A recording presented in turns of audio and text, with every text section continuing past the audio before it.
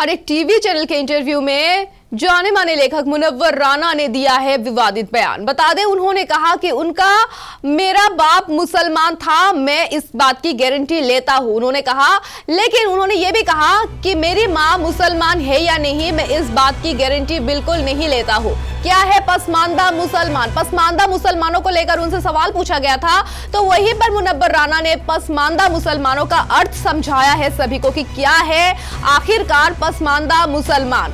कई लोगों को इस शब्दावली का अर्थ नहीं पता है, क्योंकि सब लोग इस्लाम यानी कि मुसलमानों को मुसलमान ही समझते हैं।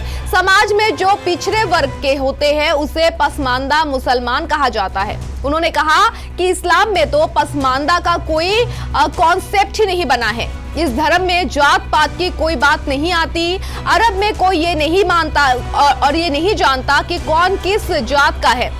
वहां हर किसी की पहचान अरबी के तरीके से होती है। इसी आधार पर शादियां भी रचाई जाती है, ब्याह होते हैं, तमाम मामले इसी आधार पर हल होते हैं। मुनव्वर ने आगे कहा कि हिंदुस्तान आते आते हम अलग अलग रंगों में रंग गए हैं। मुनव्वर राना का कहना है कि मैं एक बात बड़ी ईमानदारी से कहना चाहता हूं कि मेरा बाप मुसलमान था और इसकी मैं गारंटी लेता हूं, लेकिन मेरी मां भी मुसलमान थी, इस बात की मैं गारंटी नहीं लेता हूं। राणा ने यह भी बताया कि अपनी थ्योरी हिंदुस्तान में मुसलमानों के इतिहास को लेकर मुनव्वर राना ने अपनी थ्योरी बताई है। उन्होंने कहा कि हमारा फर्स्ट फादर मुसलमान था। जो भारत आया था वो चाहे निशापुर से आया हो या समरकंद से आया हो, चाहे बुखारा से आया हो या अफ्रीका से आया हो, चाहे अरब से आया हो, वो फौज के साथ आया था। उन्होंने कहा कि फौज कभी बीवियां लेकर नहीं चलती।